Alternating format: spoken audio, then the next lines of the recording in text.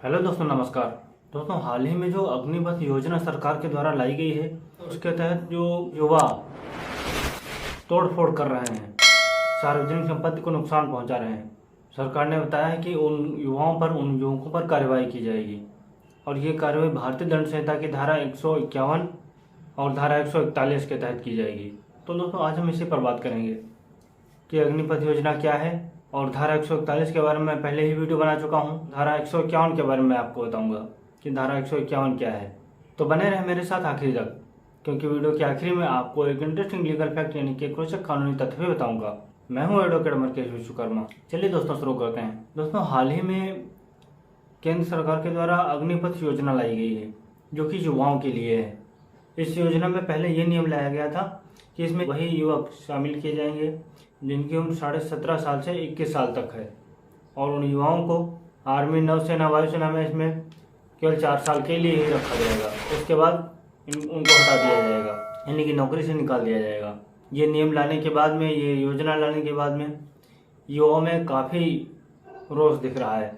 कई राज्यों के युवा, बिहार, उत्तर प्रदेश, MP, हरियाणा जैसे कई राज्यों में युवाओं ने तोड़फोड़ की, सार्वजनिक संपत्ति को नुकसान पहुंचाया।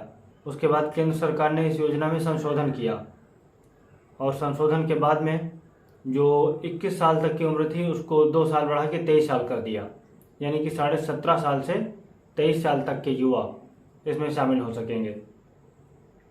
और एक सुधार किया, वो ये कि जो सरकार ने पहले बताया था कि वो सभी युवा जो इसमें शामिल किए जाएंगे 4 साल तक के लिए, उन्हें 4 साल के बाद हटा दिया जाएगा। लेकिन फिर बाद में जो संशोधन किया वो ये कि जितने युवा शामिल किए जाएंगे उनमें से केवल 25% को ही परमानेंट जॉब दी जाएगी, परमानेंट स्थायी नौकरी दी जाएगी। बाकी 75% को हटा दिया जाएगा, यानी कि निकाल दिया जाएगा। उत्तर प्रदेश, उत्तराखंड, हरियाणा जैसे कुछ राज्यों ने ये घोषणा की है कि जो युवा 4 साल के बाद नौकरी से निकाल दिए जाएंगे, यानी कि अग्निपथ योजना से निकाल दिए जाएंगे, उनको वो अपने राज्य में पुलिस की नौकरी में वरीयता देंगे।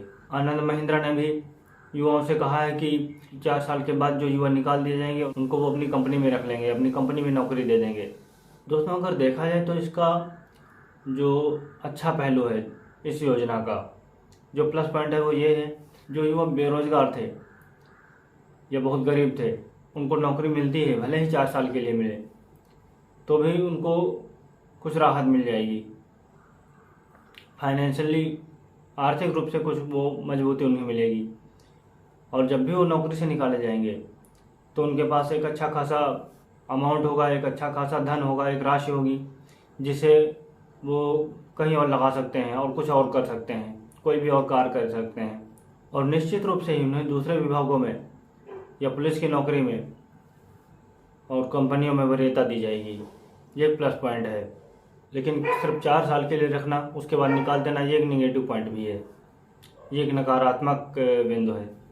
बहरहाल जो भी हो, लेकिन सार्वजनिक संपत्ति को नुकसान नहीं पहुंचाना चाहिए, क्योंकि सार्वजनिक संपत्ति सभी की होती है।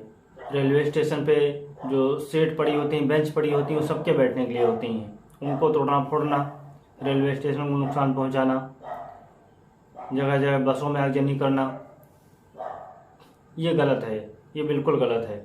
जो सरकार सुविधाएं देती है, जो भी सरकार बनवाती है, देश में बनाती है, वो सभी के लिए होता है, किसी एक के लिए नहीं होता है। हाल ही में मैंने दोस्तों एक वीडियो देखा यूट्यूब पर, जिसमें एक व्यक्ति था जिसकी कुछ लोगों ने 4 व्हीलर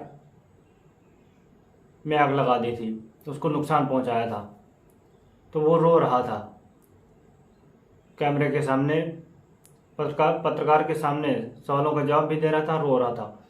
और वो कह रहा था कि अगर जिसे नौकरी करनी है या नहीं करनी है वो अलग बात है, लेकिन ये मेरी गाड़ी को नुकसान क्यों पहुंचाया। गाड़ी जब कोई खरीदता है तो कितना पैसा लगता है, कितनी मेहनत लगती है, बड़ी मुश्किल से लोग खरीद पाते हैं।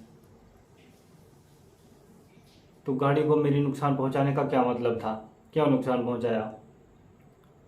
तो दोस्तों, ऐसा बिल्कुल ना करें, सार्वजनिक संपत्ति को नुकसान ना पहुंचाएं, क्योंकि सार्वजनिक संपत्ति को नुकसान पहुंचाने के बाद में आपके लिए कोई भी अच्छा नहीं सोच पाएगा, चाहे सरकार हो चाहे जनता हो, कोई भी हो। तो दोस्तों, शुरुआत में मैंने ये भी बताया था कि सरकार ने वो युवा जो सार्वजनिक संपत्ति को नुकसान पहुंचा रहे हैं, जो इन्होंने सार्वजनिक संपत्ति को नुकसान पहुंचाया है, उन पर आईपीसी की धारा 151 और 141 आरोपित करने का लगाने का निर्णय लिया है। देखते हैं धारा 151 क्या है। धारा 151 के अनुसार 5 या अधिक व्यक्तियों के जमाव को बिखर जाने का समादेश दिए जाने के पश्चात उसमें सम्मिलित रहना या उसमें बने रहना। इसके अनुसार जो कोई 5 या अधिक व्यक्तियों के किसी जमाव में जिससे लोक शांति में विघ्न कारित होना संभाव्य हो, ऐसे जमाव को बिखर जाने का समादेश विधि पूर्वक दे दिए जाने पर जानते हुए सम्मिलित होगा या बना रहेगा, वह दोनों में से किसी भांति के कारावास से जिसकी अवधि 6 मास तक की हो सकेगी या जुर्माने से या दोनों से दंडित किया जाएगा। यानी कि धारा 151 में यह बताया गया है कि अगर किसी जमाव को, लोगों की भीड़ को बिखर जाने का समादेश ऑर्डर दिया गया, आदेश दिया गया है सरकार के द्वारा, प्रशासन के द्वारा, लेकिन बावजूद इसके भीड़ बिखर नहीं रही है, ऐसे लोगों को 6 महीने की सज़ा और जुर्माना या फिर दोनों से ही दंडित किया जाएगा। और इसके स्पष्टीकरण में ये बताया गया है कि यदि ऐसा जमाव विधि विरुद्ध जमाव हो, यानी कि अनलॉफुल असेंबली, जिसकी परिभाषा धारा 141 में दी गई है, जिसके लिए मैं पहले ही वीडियो बना चुका हूँ, जिसका लिंक मैंने डिस्क्रिप्शन बॉक्स में दे दिया है। अगर ऐसा जमाव विधि विरुद्ध जमाव है तो उसके लिए उसे धारा 145 के अंतर्गत दंडित किया जाएगा। दोस्तों, धारा 145 में 2 वर्ष तक का कारावास और जुर्माना या फिर दोनों का प्रावधान किया गया है। तो दोस्तों, आशा करता हूँ कि इस वीडियो से आपको निश्चित रूप से कुछ बेहतर जानकारी मिली होगी। और अब मैं आपको हमेशा की तरह एक इंटरेस्टिंग लीगल फैक्ट बताने जा रहा हूँ। दोस्तों, फ्लोरिडा में अगर कोई महिला स्काई ड्राइव करना चाहती है तो उसके लिए उसका विवाहित होना ज़रूरी है। अगर विवाहित नहीं है तो वो स्काई ड्राइव नहीं कर सकती है। इस फैक्ट के बारे में, उस वीडियो के बारे में आप अपनी राय कमेंट बॉक्स में ज़रूर लिखिएगा। तो दोस्तों, मिलते हैं अगले वीडियो में। तब तक के लिए अपना ध्यान रखिए। Good bye and take care.